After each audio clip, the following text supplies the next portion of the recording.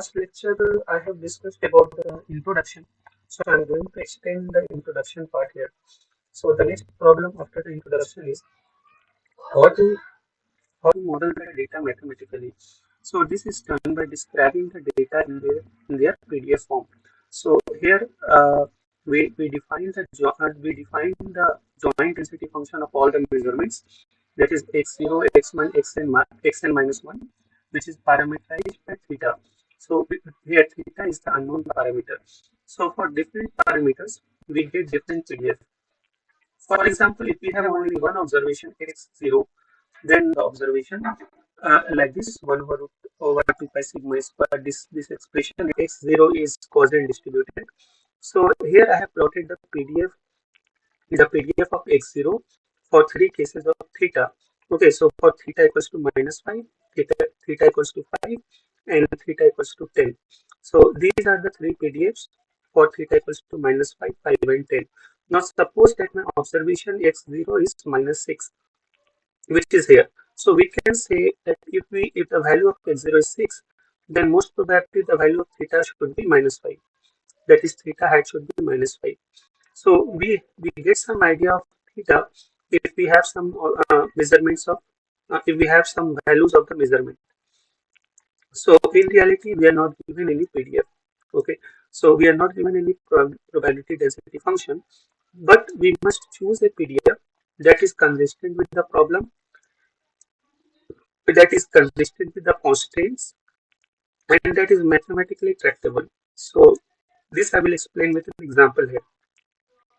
So consider here, I have plotted a data here, which is a function of time. This is the Dow Jones average of the stopping on the average. Okay, so we can model the data xn as a linear part plus some noise. Okay, so we have n observations here. Now we have to make assumptions on the PDF. So we assume that the noise here is Gaussian distributed with the mean zero and variance sigma square, and the samples of noise are uncorrelated. Unknown parameters as theta equals to a and b. So we have the unknown vector theta. So we define the joint PDF of the observations like this, where we assume that each observation is Gaussian distributed. So now we need to estimate the unknown parameter theta. Okay, so theta equals to g1 of first function, that is g1, and another function g2, which is the function of the observations. So here we see that x0, x1, and xn minus 1 are all measurements, and they vary with each realization. So the value of theta hat, which is a function of these observations, also changes for each observation. So theta hat is a random vector. So theta hat is a function of observations, and their values change for each realization. Moreover, the estimator theta hat is a random vector. That is, a hat and b hat are random variables. The performance of the estimator will depend on the PDF assumption. That is, here we have assumed the PDF of the observations. So the performance of theta will depend on this PDF here. So theta hat is a classical estimator if we say A and B are known by deterministic.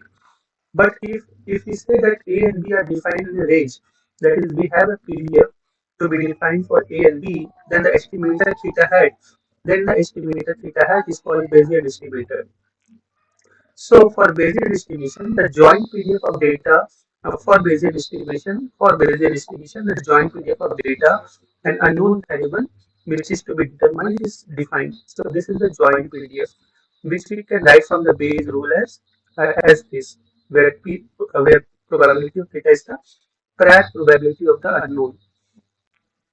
Note that we have earlier defined a class of PDF, uh, written like this, where we have introduced semicolon here. That is parameterized by theta. However, this is the joint PDF. In this expression, this is the joint. This is the family of probability density function. Having said that, so let's evaluate the performance of the estimator. So suppose we have a DC signal buried in some kind of noise, and the distribution of noise is normally distributed with zero mean and variance sigma square. Then we need to know what's the value of A. That is, we need to estimate the DC value as say A height.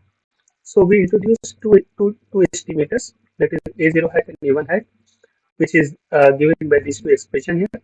So note that both A0 height and A1 height are random variables.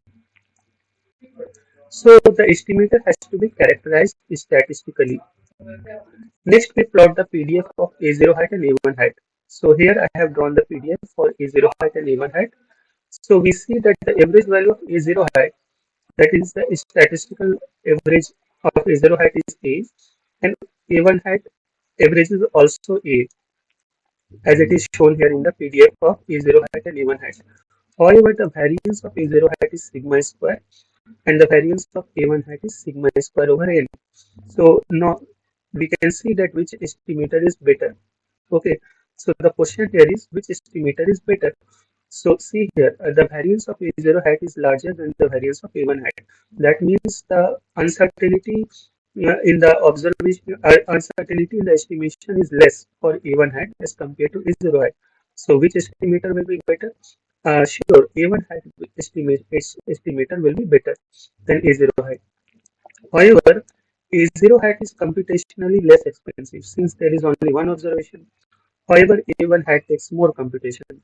So A1 height is a better estimator than A0 height uh, as its variance is smaller. So there is a trade-off between computation and performance. So if we want both performance, then more computation is required. So the solution is to use suboptimal estimators. So this was a brief introduction to the estimate types, to the estimators and the performance of estimator, and some common facts